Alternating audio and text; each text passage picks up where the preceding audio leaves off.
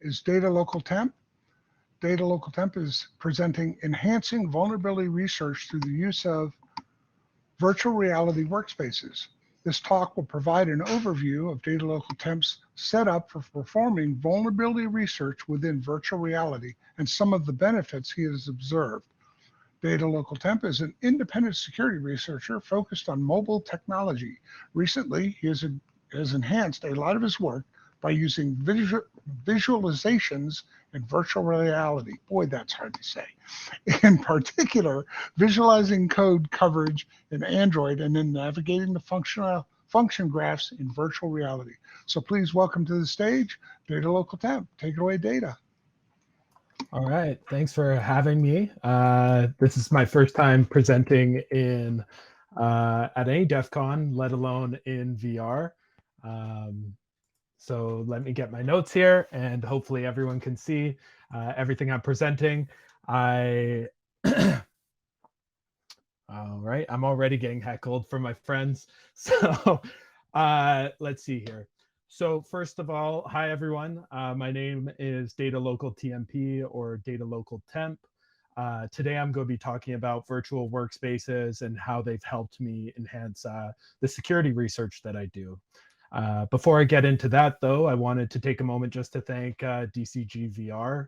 They've been really welcoming and helpful, putting everyone together and streaming this. So thank you for that. And thank you to everyone here for attending. I've posted the link to this slide deck in the chat.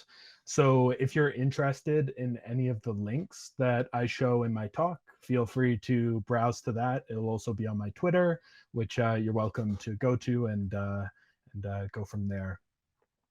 So today I'm talking about security research in virtual workspaces. But before I do that, I'll just introduce myself. Who am I? I'm a security researcher that primarily focuses on mobile platforms. Previously, I was focused on privacy issues within mobile applications. I was featured in TechCrunch for some work that I did on shining light on apps that screenshotted personal information. And I've worked with various bug bounty programs such as Bird Scooters, the Biden campaign app, Ring cameras, Match.com. But nowadays, I primarily focus on the mobile platform security with a recent eye towards native reverse engineering. But the thing that I'm very similar to all of you is I am a virtual reality enthusiast. And I just want to check the Discord to make sure that everyone can hear me fine. And it seems like you can, so that's good. So the content of my talk today, and I believe you'll be able to see on the right-hand side a visualization of one of my workspaces here. Apologies for the GIF quality, but this is an example of a workspace that I would use. So you see my virtual keyboard, you see my monitors, they have a terminal and my note-taking application. I'm going to be walking through some of the benefits I've found with these virtual workstations. So first off, what I want to convince you of is that security research as a whole is something called deep work. It's a bit of a corporate jargon term, but deep work, I want to convince you that that's what security research is. And then you can trust me that we'll get away from this like corporate jargon and move into actual technical spaces later, but I think it's valuable. And then what I want to talk about is how virtual workspaces are really great for enabling deep work.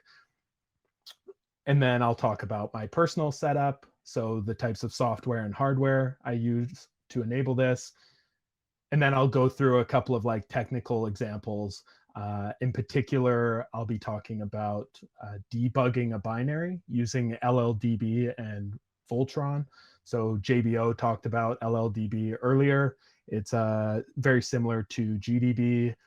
And if you use GDB and Jeff, you'll know that LLDB has something called Voltron, which is very similar to Jeff for GDB. Then I'll also be talking about some reverse engineering tasks that I find are really benefited from these virtual workstations. So we'll be talking about Ghidra and Dragon Dance. And then I'll finish off by talking about future virtual reality environments and things that I'm excited for seeing there. One thing I'll say is there's a lot of photos of my cats and cat pictures in this slide deck. So feel free to use the cat emoji whenever you see one, and we'll continue from there. So like I said, I want to start off just trying to convince you that security research is something called deep work. And I want to introduce the concept. It's a term that's been coined by Cal Newport, and he has a fantastic blog introducing the concept, which is available in my slide deck here. But really, deep work means that this is the cognitively demanding activities that we do that leverage our unique skills, like our unique technical skills, to generate rare or valuable results. So that's Cal's definition. But for me, really, it's any of the work that I do that leverages my elite skills to find bugs. So anything that produces the results that are valuable to you. And I would say that most of the work that you do that produces like a CVE or a proof of concept is likely deep work. And while it does sound like corporate jargon, I do think that it will resonate with many of you that deep work is the state that you find yourself in when you're producing your most meaningful security research. Is it just me, or is the audio out again? Oh, just checking. Can everyone hear me? Nope, I'm good. Can you make sure you have megaphone on? Is that better? Oh, yes. Sorry, I wasn't aware I had to have megaphone. How far back do I need to go? No, You were audible leading up to it. Oh, I Yeah. was? Okay. Yeah. Okay. It wasn't loud. Yeah. Sorry guys. My apologies. So yeah, essentially with this slide, I'm just trying to convince you that the majority of the work that we do regarding security research, when we're doing the very meaningful portion, it's generally very focused and it's in a state that is associated with something called deep work.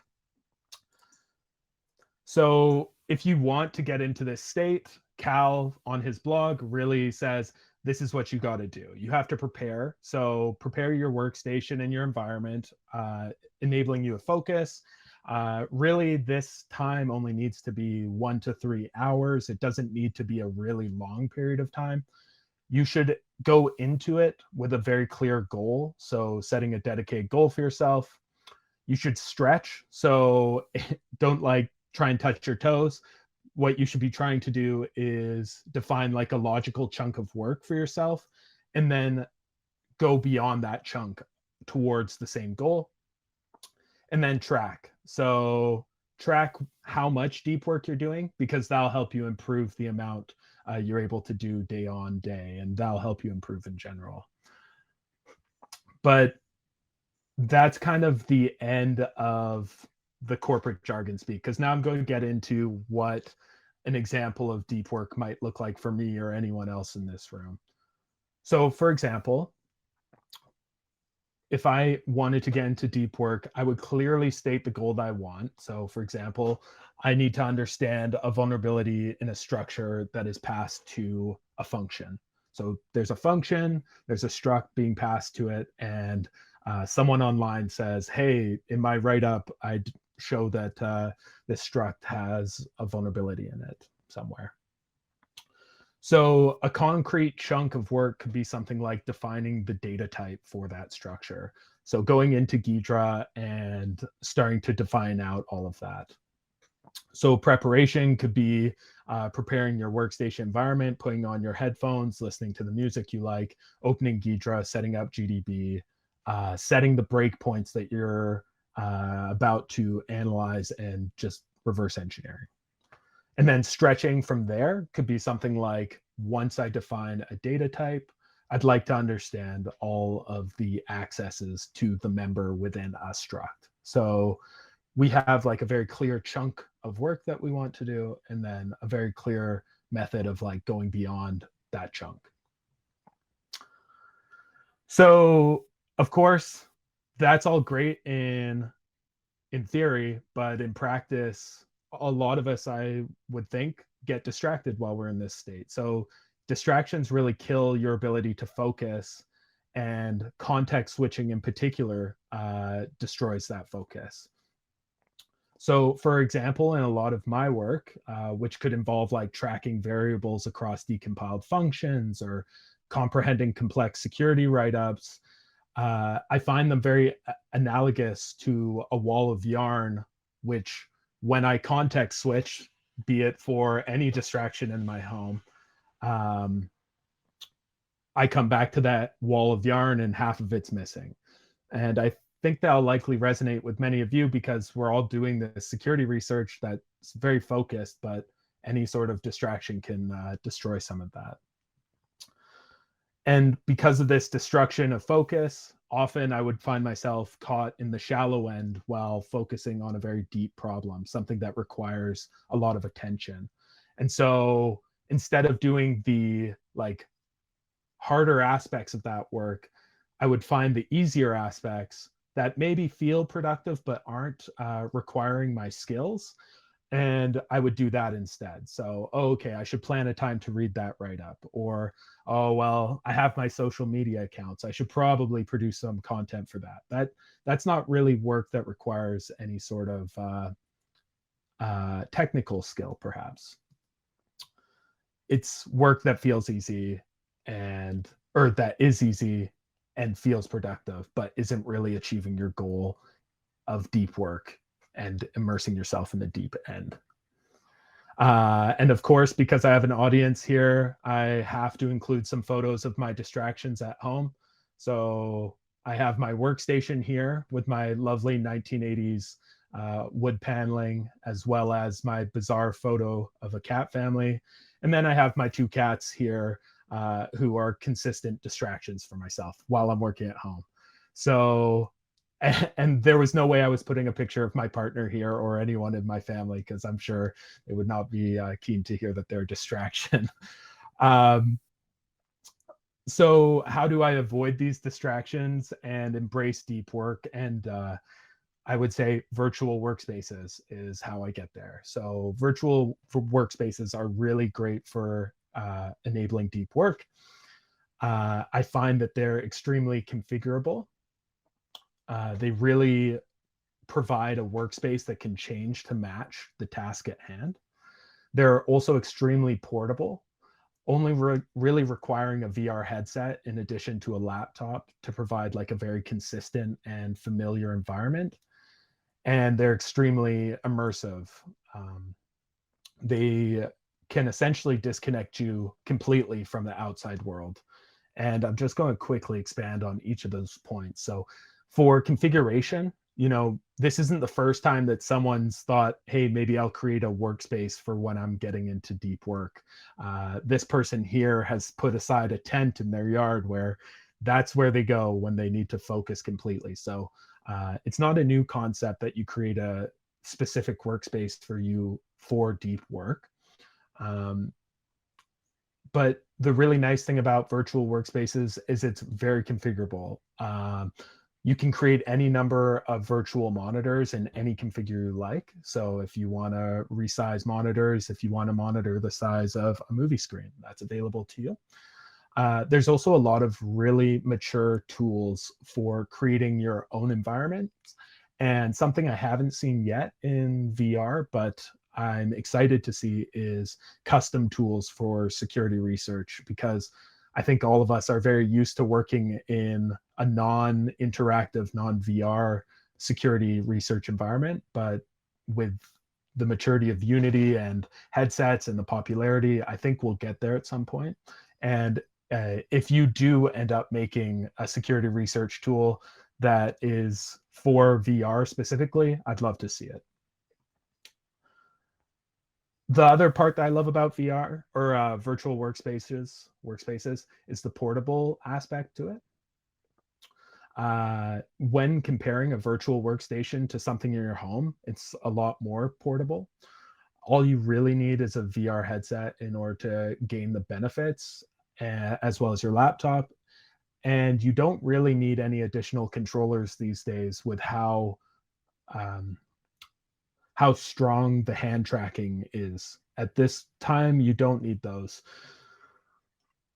Another very popular thing, or very ideal thing about virtual workspaces, is they always provide a very consistent and familiar environment. So if you're very used to working in your home, if you travel, for example, and you're in a hotel, you're in a completely new work environment. Things aren't where you like them to be, and perhaps you're working off of a small laptop screen. It's not ideal. But the other thing is like, it does require that you tether or connect over the LAN. So there are still like connection requirements.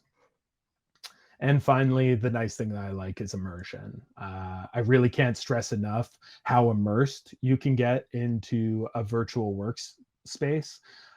They completely disconnect you if you have like a pair of quality noise canceling headphones.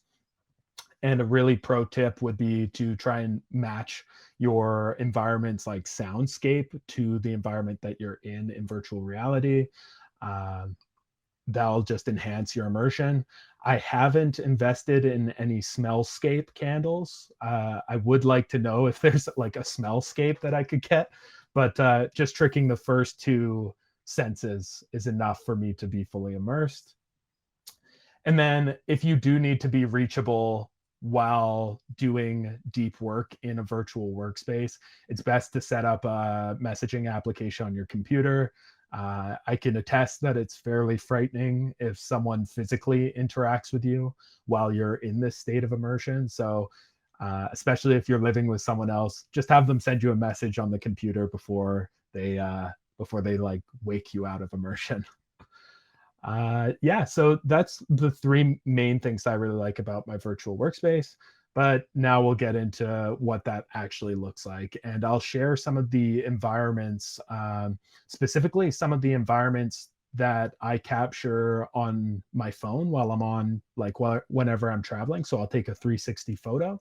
I think it's a really nice way of capturing the environment that you find relaxing and then bringing that back home with you. So like, for example, this is a 360 photograph with my monitors that I've imported into my virtual workstation. Another one of the streets of Korea. So this would be like, you just scan the environment with your phone and then you can load that into your virtual workstation later. And then more Korea pictures. And then if you're a real weirdo, what you can do is 3D scan your own office and load that in so that anywhere you go, you'll be within your own office space, which is kind of interesting. And there's that bizarre photo of a cat family again. So yeah, this is what I have for my virtual workspace. And now I'll talk about my personal setup. So for my personal setup, it's really everything you see in the photo there, plus a set of noise canceling headphones. So I use a Quest 2, a MacBook, and a set of headphones. And it's really nice, MacBook, and because you get virtual monitors out of the box. If you have your laptop and you don't want just one screen to visualize everything, you can spin up virtual monitors at a moment's notice. I have tried using Ubuntu and Linux, but it's lacking in the virtual monitor features. Though you can use XR&R to fake out some virtual monitors, it does become a bit difficult. Windows has a very similar support level to Mac OS. So if you're a Windows person, it'll work for you out of the box. And then for software, I use an application called Immersed. Immersed is what does all the virtual monitor rendering, as well as the Android debug bridge, so ADB. What I really like about the Quest 2 is it is an Android device. So ADB provides like a bunch of features such as tethering, which will allow me to reduce the latency between my like inputs and what's rendered in the headset. And then it also provides a modern Android environment. So I believe it's running like Android 12. So I can ADB shell in there and run Android commands on my face, which is a bit funny, but it's true. And then it also provides like speedy file transfers. And now I'm using Frame VR for presenting. So thanks for having me. And I'm excited to use Frame. All right, so now that we've talked about why I like virtual workstations and what benefits I think they have, I'm going to talk about virtual workstations in practice. So I've compiled 2 examples which illustrate real situations I found myself in that benefited from a virtual workspace. And in these examples, I was traveling, I only had my laptop and headset. And so I'm really comparing working from my laptop with working with my laptop from a VR workspace.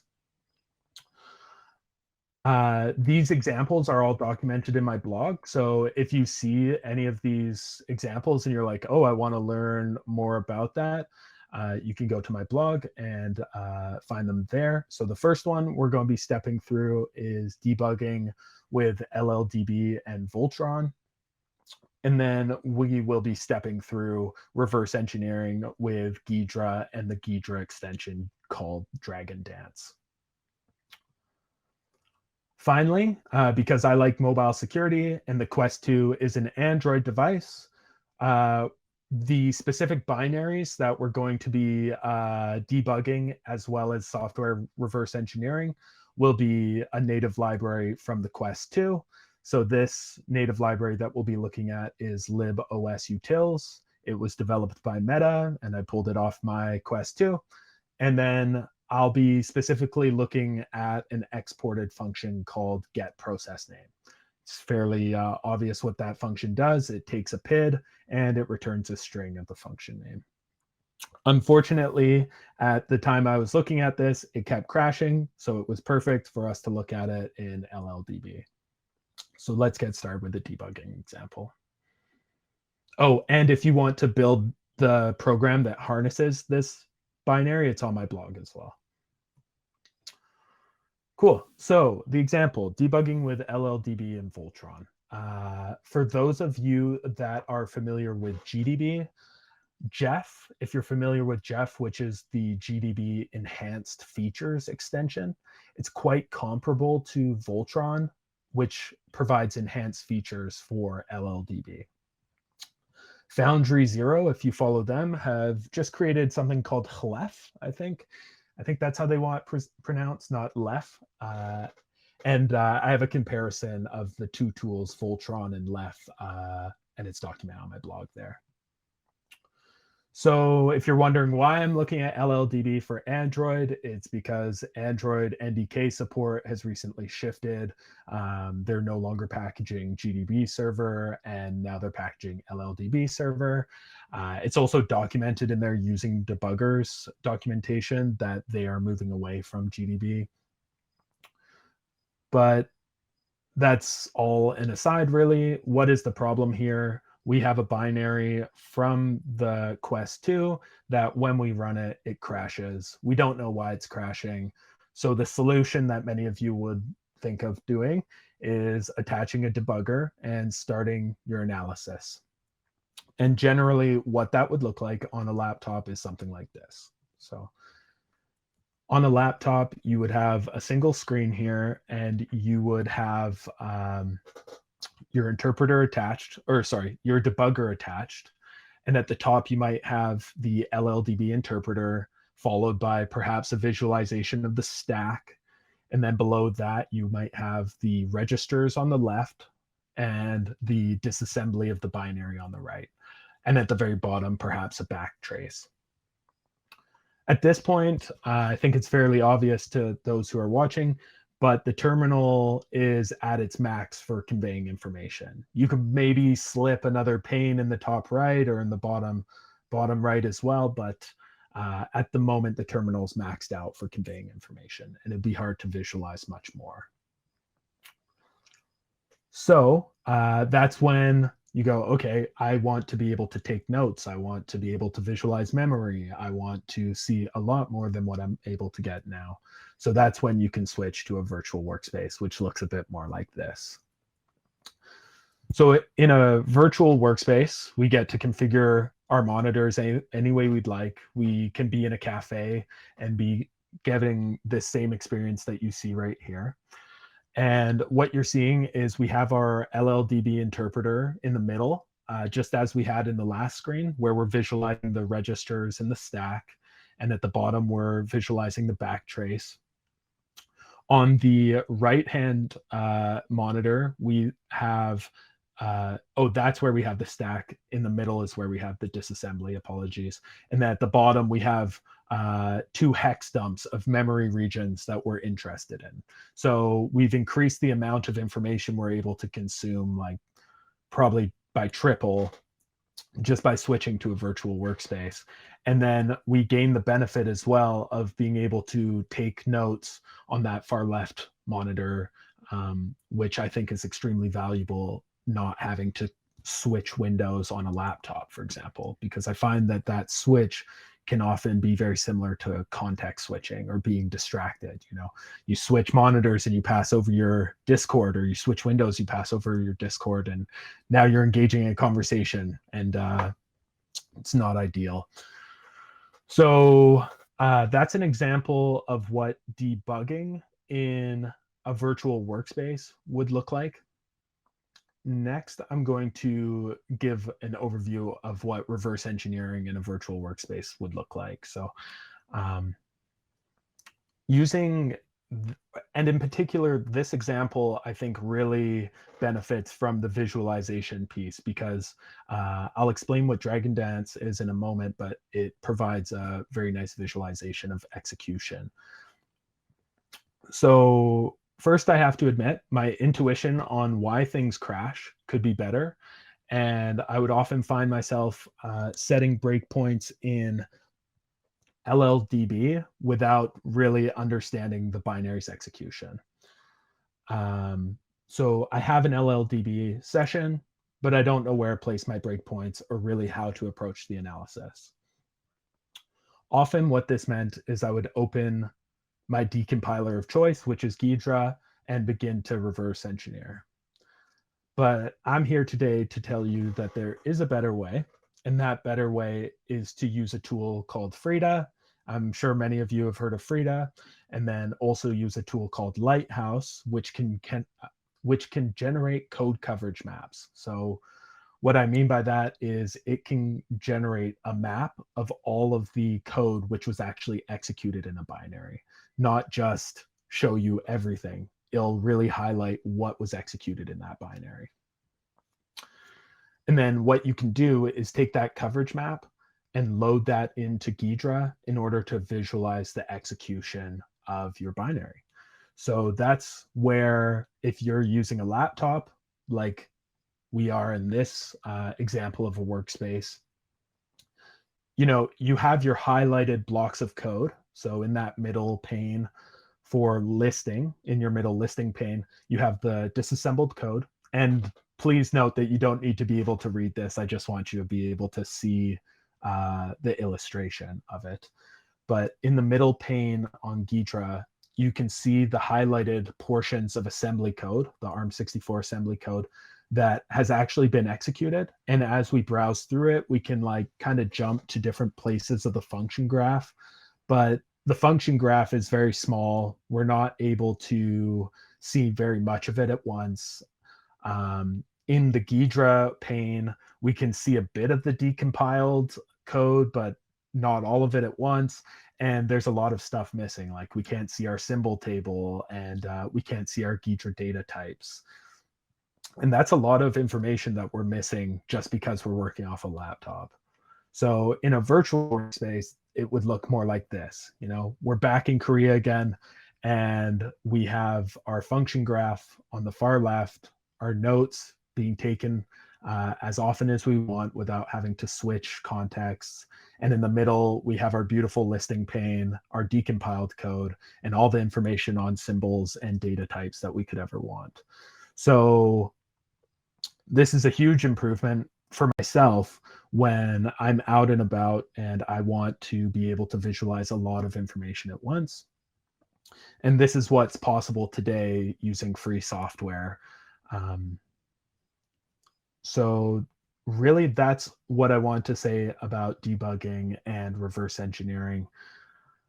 Now I want to talk about some of the futures of VR workspaces and what I'm excited for. A lot of you are probably thinking I'm about to say the Apple VR headset or the Quest 3 or any of these new headsets. And while I am excited about those, first of all, the Apple headset is like 3,000 USD and the Canadian dollar isn't doing that great. But I'm more excited about the work that independent developers are doing to produce new tools. So Unity, like I said before, is available to build your own workspaces, and it can be custom built to suit your needs. And it doesn't just need to be something that is more monitors, right? Like what I'm showing you today and what's available right now is kind of just giving you more monitors, but not really taking advantage of the 3D reality of VR, right? So I'm excited to see what developers start coming up with specifically for security research. But I have to admit that there is a large learning curve, and I haven't gotten to the point where I can produce any meaningful security research tools in VR. But I can take a stab at trying to produce my own workspace in VR. And so I spent some time in Unity, and the development took a lot of work and a lot of free assets and all of this, and it sort of resulted in something like this, where we get our LLDB sessions, our our Ghidra extension, our weird cat image up top there, and all the browser we could need to stream music. We have AFL, we have our memory dumps. Yeah, so it's nice that you can go out and produce your own tools in VR without being beholden to any sort of like third party. And with that, I think I'm fairly under time, but I just have a few parting thoughts to leave you with. So I found VR workspaces to be a really nice escape when work from home became the norm. It was the nice way of like changing my environment and getting outside while being inside. And of course, this isn't for everyone.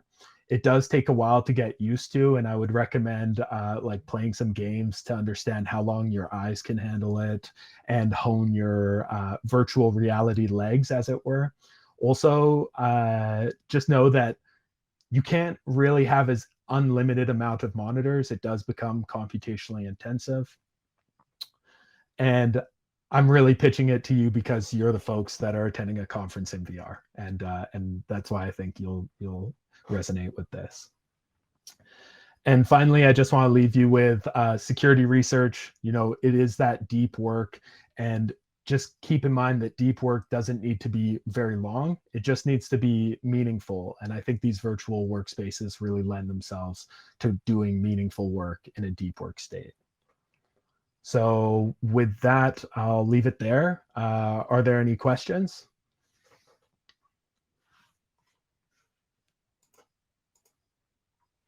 Actually, yes, I had a few. How it looks like looking at the screens that seems very like tiny type on the screens, even in VR. So is there a way to zoom to the screens or anything like that? Yes. Yeah, there are for sure. I forgot to mention it at the beginning, but my visualizations are going to be almost unreadable. Everything's been squeezed in, but in the environment itself, everything's quite legible. And it's kind of funny. There was an article on Hackaday, I believe, maybe even yesterday, where someone says there's no way that VR headsets will ever replace monitors. And I don't know about it, to be honest, because I found it to be quite legible. But someone's talking about like the actual rendering of pixels, and I don't know, it seems quite intense. But yeah, it's quite legible, I find. Also, how do you use your keyboard? I mean, you have to be a touch typist, I assume. You can look down if you're very, very careful. Actually, what's nice is I didn't mention it in my talk, but I've purchased a keyboard that is meant to be paired with my headset. And when I look down at my fingers, it will do a pass through and show me my actual fingers on the keyboard. Yeah, you can use touch sense with that and do it with the That's keyboard so on cool. the thingy. Yeah. It's not very fast, but I'm sure you can program something in there to make it faster. And then Touch Purple sense. Pony, you asked, what are the things you need to get started at a minimum? If you're okay with just having a single screen, like an Ubuntu laptop and maybe a Quest 2 would be the cheapest for you right now because the Quest 3 is coming out. Like if you want to go on the cheap, I would say a laptop and a Quest 2 bought off of like Craigslist because the Quest 3 is coming out. The only question I had, I was asking the question, but I did what I did last night to X-Ray there where I was talking and the microphone wasn't on. So anywho, my question is how do you keep the pressure off your face? See, that I have a problem with. I love my VR headset. I love playing with it, tinkering with it in VR space because it's private. You know, and people can't see my screens. But the problem is that thing leans on the front of your face so hard that there's no way to take the pressure off your sinuses and your nose right there. Yeah, you take it off and you're just like, damn it. Yeah, I would say take a look at the strap you're using and maybe you can change that and try and make sure that the pressure is sitting on like the crown of your head rather than your face. Because what I'll do is I'll adjust the strap so that I can really feel it like just resting on the top of my head and then only tighten it so that it creates a proper seal with my face, if that makes sense. And I was gonna say, when you're doing this, your virtual desktop, are you using like the app like Virtual Desktop, or is it Spiral? I'm using Immersed. If you've Immersed? I played with that. Yeah. And it's nice because you can change your environments to 360 photographs, which I have a Pixel phone and it will let me take those. So you can just use ADB, go into the immersed data directories and modify the 360 environments you're in. I'm just going to answer Cyberthoth's question here. How long can you work continuously? What I was trying to convey in this presentation is deep work and like the work that you do that produces like the valuable results. I find like I benefit from only 1 to maybe 3 hours. So generally working continuously is only about, at max, I would say 4 hours. And I also do use my headset in this situation for like DMing Dungeons and Dragons, and that goes for about 4 hours as well. So there's multiple use cases for this. I just find security research really benefits from it. Well, this was one of the things I was trying to use my headset for, and it turned out my laptop didn't have a graphics card for the PC desktop. So to know that there's a way to do it without having to have that function is amazing. I'm really excited to try this. Yeah, please let me know how it goes for you too. And if you ever have any problems, you can send me a message. So. Okay, excellent. Yeah. Thank you. Cool. Well, thank you guys. Last side, thanks so much. And hope everyone has a fantastic day. Thank you so much.